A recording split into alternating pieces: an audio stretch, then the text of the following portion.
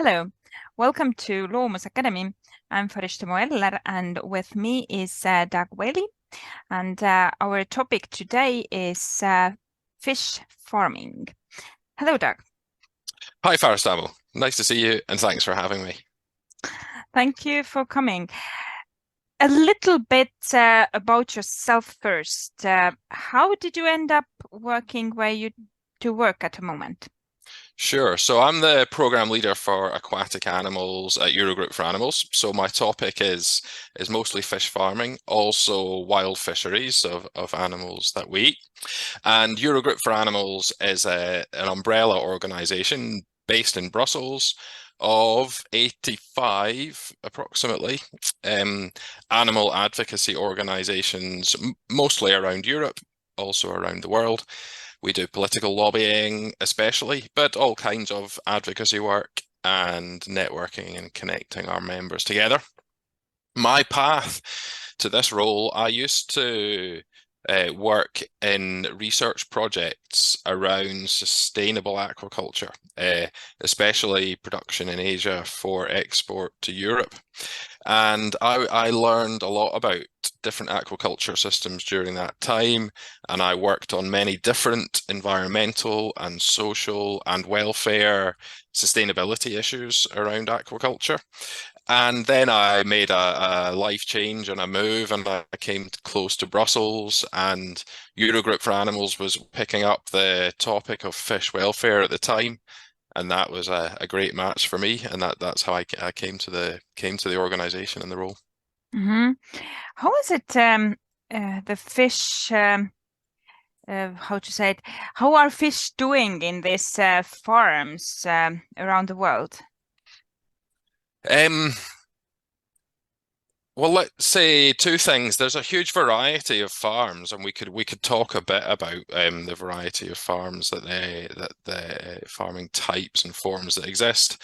And secondly, let's say probably not very well, but our hard statistics or numbers on that are a little bit limited. So, for example, in farming systems where we have hard data on survival rates, there's at least 15 to 20% of fish dying before they reach an age when a fish farmer would harvest them. So it's a very crude, not very good measure of how the health and welfare of fish and fish farms are, but overall not good. And it's an underlying problem that farmed fish species are not domesticated animals. They have no long history of practice and adaptation. They don't tick the same boxes as terrestrial domesticated animals in terms of some natural need or reason to be close to people, and that have brought a sort of domestication process. So these fish, most of them have been in farms for less than 20 years for experience with that species. The farmer is experimenting with different production systems, and the fish are not suited, high stress, poor health, and the overall picture is not a great one. Mm-hmm. Why do people make these fisheries? Because there are, if people want to eat fish, there are a lot of fishes living just in the sea and rivers, oceans. Why do they need fisheries? Why? Yeah, so unfortunately, fishermen have been fishing as many fish out of the sea as they possibly can for quite some time. And fishing boats have become very large. Fishing technology has become very efficient. And despite always trying harder and always trying as hard as they can, around 20 years ago, the amount of fish caught from the wild leveled off. It was always increasing, and then it's been on a flat line for the last 20 years because the ocean just does not have more fish to catch. Um, and over that 20 years, when fisheries have been flatlining instead of increasing, Aquaculture has been working hard to and growing very fast and working to keep up with the growing demand and to keep that production line increasing. And it has grown very fast over 20 years, mostly in East Asia. And today, close to half of the fish and shrimp and crustaceans that are eaten globally are produced in aquaculture. But how it is, I have read that these fishes who live in fisheries, they are fed these other fishes who are caught naturally, who live naturally. But does it have something to do with I think that if you have a fishery, then you have all the same type of fishes, so you kind of have already packaged fishes, so it's easier to make it as a product. But if you go outside and catch everything, you have a lot of bycatch, and as you said, there is not so much maybe anymore who you really wish for.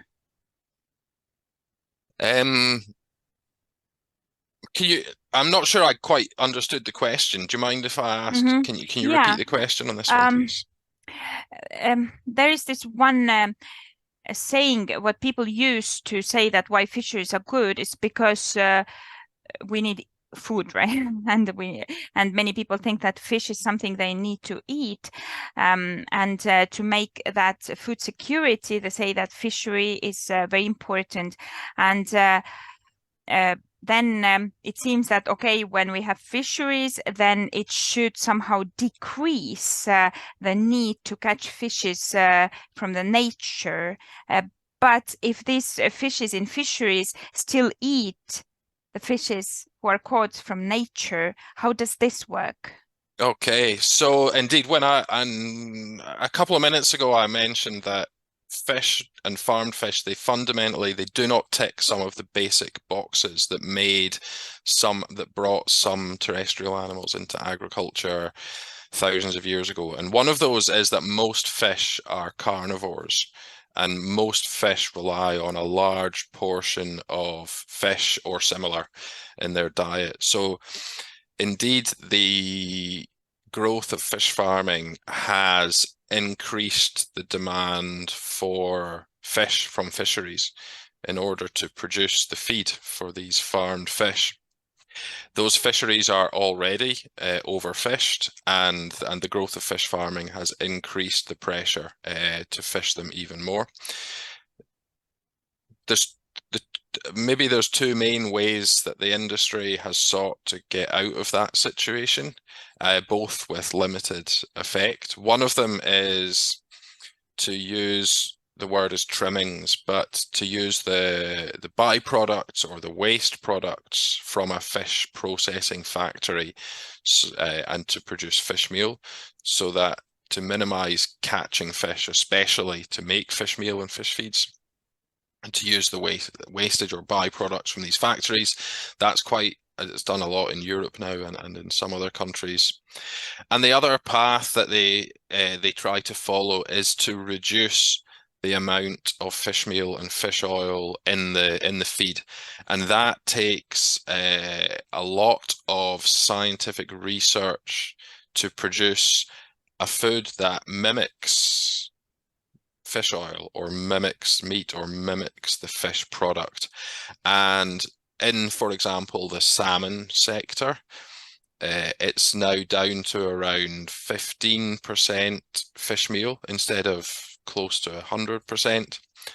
But they have replaced it with very, very highly refined soy, mostly. So to produce a vegetable protein that has the same qualities as a fish protein, you need a huge volume of soy, and you have to process it and process it and process it and refine it to produce a fish feed. So in the end, you get a fish feed that you can say the fish oil in here is very small, but you've created a whole new problem to produce all of the soy that you need to feed the salmon. And in those years of experimenting and changing the diet of the salmon, there's too much trial and error involved. The salmon suffer malnutrition, they suffer deformities. Farmed salmon today continually have diarrhea because of this soy protein in their diets. Okay, but how about the regulations and laws? For sure, they are different in different countries, but what do you see? Do they protect fishes enough, although they shouldn't be in the fisheries in the first place? There's very little to in place to tell you about or to recognize.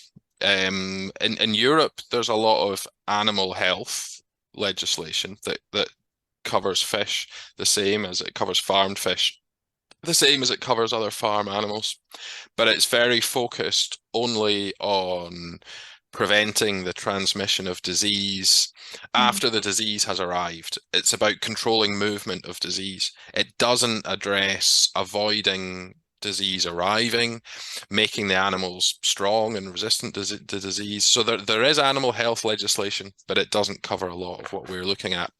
Animal welfare wise, excuse my EU focus again, but there are some general references that you should avoid pain and distress and suffering for fish, but there's nothing specific. So as I would say, there's nothing implementable that must be done as a result of fish welfare legislation in the EU. There are a few examples of countries who have gone further. Norway has what I could call it a comprehensive fish welfare legislation, in that many topics are addressed. But when we go into a fish farm in Norway, the health problems, the confinement, the lack of natural behaviors, the mortality rates, the welfare problems there are huge and very evident. Germany has legislation requiring effective stunning of fish at slaughter, and that seemed to have been implemented well, at least in some places. Czech Republic also has legislation requiring effective stunning at slaughter. The Netherlands has legislation for just one species, for farmed or wild eel must be stunned at slaughter, and that seems to have been effective. New Zealand also has that stunning requirement. Switzerland also has. So there are a few examples, mostly around best practice at time of killing. But is there, I mean, Estonia is in EU, so very often politicians say that, yeah, we just look what EU does, or EU says this or that. How is it in EU at the moment? Do you see that these legislations are somehow changing, or have been, or are going to be changed in the future? Yes, that is absolutely the situation in the EU at the moment. 2 years ago, the EU started a process to revise and update all of its farm animal welfare legislation for all animals, and that will take at least 4 years, and we're 2 years into that now. And in the steps that have been taken until now, there is a strong place held and position made for fish welfare provisions in the upcoming legislation. And at the end of 2023, we expect to see new draft legislation on for farm animals at slaughter and during farming and during transport. And what we expect to see is that will include specific rules for at least the main farmed species at slaughter. And so we expect that to mean and to be requiring stunning at slaughter. And in the new farming and transport regulations, we expect them to release an overarching framework-like legislation that covers the main points for all animals, and then it will create the powers that the next year they will make we're not sure the order, but the next year they will make the pig specific regulation. The next year they will make the broiler specific regulation. And fish is well established on that list of animals where in the years after they will make a regulation specific for farmed fish. And that goes for the farming phase and also for transport. Mm-hmm. But if we don't think about this, that people want to farm fishes, in your life, what you have seen, how do you see it? Should there be any fisheries? Is it at all possible to create these fisheries so that fishes would not suffer there? At least not before they will be stunned and slaughtered. It's a very difficult question where difficult people will have personal judgments about what is suffering or what would be acceptable. And then so I can see a hierarchy of better systems to worse systems. And for example, there are some invertebrate animals like echinoderms, for example, that have extremely simple nervous systems and are unlikely to be able to be sentient or suffer. There are animals like bivalves, like mussels or oysters, that are more complex, but also less likely to be sentient or suffer. If people really need to continue farming fish and eating fish, and a strong message we put out is to look for low trophic species. Maybe that's not common terminology, but an animal that is low in the food chain. So for example, carp can be farmed in relatively natural environments, and it can eat plants.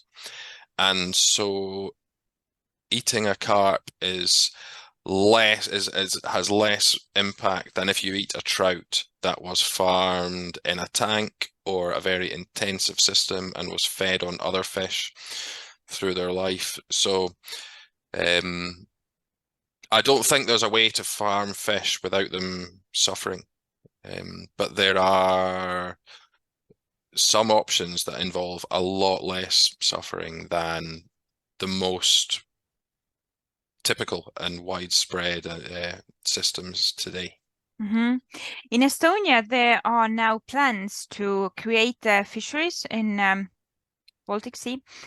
So my question is, if there are plans, then what should be done to make these fisheries as less suffering causing as possible? So I think you can engage as closely as possible with the application procedures for these farms. They will have environmental impact assessments. They will have descriptions of the system involved. There may be chances to engage in public comment and consultation in those processes. You should raise awareness of the problems that may be associated with such a system to the relevant politicians. Mm-hmm. And while listening to your answer to the last question was about that some species might have less impact, like this environmental impact, or also they might suffer kind of less. Of course, just to say it, I think there shouldn't be any farmed fishes, but if there are, how to make it so that there wouldn't be so much suffering, then probably one idea is to really think which fishes will be farmed and not only what people like to eat, like salmon. Yeah, so many species farmed, we don't even understand well their wild behaviors or the needs of the animals. It's completely reasonable to ask that if you're going to set up a farming system that you can demonstrate that you're able to meet the needs of the animals on the farm. And for the major aquaculture species, we don't know that. We don't know how to look after them and how to meet their needs, or what their basic needs are. So one of the big problems is that we just don't know what they need, right? Absolutely. Yeah. Yeah. Okay. How was that kind of experience while working? You told once that it was between the industry and scientists, right? Is the science going easily to industry? So you mean, is the science that's produced, is it taken up and used by industry? Yes. Oh, only where the industry identifies its own productivity gains from the knowledge. And so, for example, there are best welfare practices for aquaculture that were written and published nearly 20 years ago. And, they contain simple things like keep the fish wet if you have to take them out of water, don't throw the fish, don't lift the fish by only one body part. And these have not been taken up widely by producers.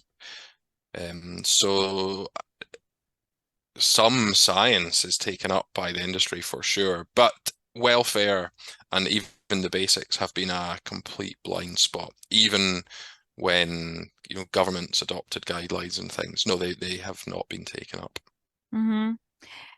What is your suggestion? What should be done to make that process quicker, that the fish's needs would be met? Well, I think legislation is a good answer, because the voluntary opportunities to take up best practices have been underused consistently and for some time. I think which actions could have most impact, I think we need to look at slaughter, and the solutions for having stunning and immediate loss of consciousness at slaughter are well known, well proven. Commercial solutions are available, so that should be a priority. In terms of in the life and farming stage, for fish, there's a huge number of topics and issues that need to be addressed. And to raise one of them, I think best handling practices, and so a bit like the examples I gave a moment ago of keep fish in water if you can, keep them wet if they're out of water, be gentle with them, design equipment so it doesn't injure the fish. These can have real impact immediately if implemented, but they're also the kind of very simple ideas that can start to change the mentality and focus of fish farmers. They're very practical, they're very simple, and they can really introduce the concept of welfare into normal priorities and thinking of producers, I think. Yes, because what we see is, or I see is that fishes are not even considered as animals or as creatures, as living beings. So we can't do anything before we understand that they also feel, and we should take care and not to act like they are just things as a table or a chair, so that we should really pay attention. You said something about different farming types. Could you tell a little bit about that? Sure. So there has been some fish farming of carp for 5,000 years at least. And that has happened in a fairly simple pond that has been dug, and the fish can take their feed from the water, and they are very the fish, the carp, is very robust against low oxygen levels, for example. And so this very simple system has been around for and pond systems have been around for a very long time. And I guess then a next stage of evolution from ponds was coastal lagoons, where you build something like a pond next to the sea, and the sea comes and floods it, and then you close the last wall while the sea is in there. And some wild fish came in, and you keep them in there and feed them a little bit, and they can grow. And there are still both of systems like both of those can still be seen in Europe and Asia and elsewhere. And then today, a lot of trout, for example, are farmed in, we call it a raceway. It's a bit like a concrete pond, and water comes in at one end and water goes out at the other end, and it's a much more controlled environment than an earth pond, and a lot of pellet feed will be given, and the fish will be at much higher stocking densities with that high rate of water going through. So raceways are a very common system these days, and also very common these days are cages or pens in the sea. Very typical for salmon production, also very typical for sea bass and sea bream, which are major sectors in the Mediterranean today. And then you have a young fish in the case of sea bass or sea bream, I think several weeks, possibly several months old, are put into this net cage in the sea, hundreds or thousands of fish together in one cage, and they grow, and they're fed pellet feed, and they grow their life in there. And a juvenile salmon will be probably a year old. They're changing practices today to make the fish older, maybe a year and a half old. They're grown on a land-based facility until that age, and then they go out into these cages in the sea where they are grown for the next stage in life. And that land-based system may be tanks. It may be what's the last system I'll mention is a recirculating aquaculture system, and that will be tanks on land. And the clue is in the name, they're recirculating. So the water that is in the system, the raceway, the water came in at one end and went out the other end. And in a recirculating system, you pump the water round and round and round and round and round repeatedly, and you filter it each time to remove nutrients and particles, and you must use equipment to maintain the oxygen levels and to remove the carbon dioxide and to maintain many different parameters. And they are very high-tech systems, many systems involved. They're the highest density systems. It demands that for the economics of running all of that equipment, and they're hugely energy intensive, hugely expensive to run. And so those are, and the juvenile salmon may be in a RAS system, or any trout. For example, Denmark produces and exports a lot of trout in recirculating aquaculture systems. You may see that on the market. Carp, even anything may be produced in a recirculating aquaculture system. Mm-hmm. And how is it with making research or finding out how these fisheries work? Is it easy to get into there and get some maybe film footage or something? It's very difficult to go on a fish farm in general. Certainly, I have been invited onto fish farms by fish farmers and have been shown around and have visited them.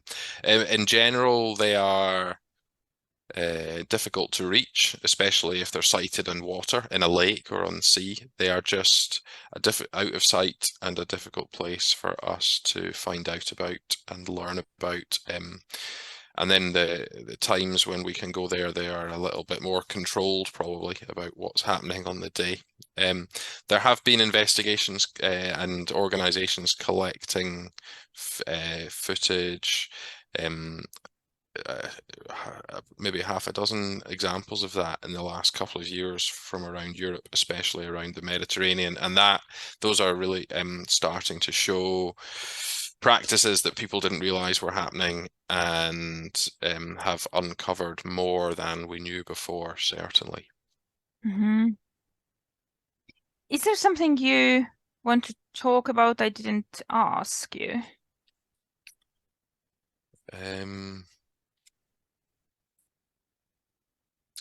It could be worth mentioning that in aquaculture there are many labels on the supermarket shelves, and there are labels for every kind of product, but there are especially many labels on aquaculture products for sustainability or responsibility, and the bigger labels, and in Europe that especially means the Aquaculture Stewardship Council have projects running at the moment to introduce welfare criteria into their labels. So it's something we're watching very closely and hope that they will bring really meaningful and impactful requirements into their standards, and not welfare wash or green wash or blue wash, as we might like to call it, with the word welfare. And so it's a process we're watching very closely, and hopefully that heralds a change in standards for farmed fish. Thank you. Thank you for talking about that. It seems that in Estonia right now, it's not yet too much information about fish farms and farming fishes and all that topic. So hopefully we can change that in the time coming. And I wish all the best with changing the legislations, of course.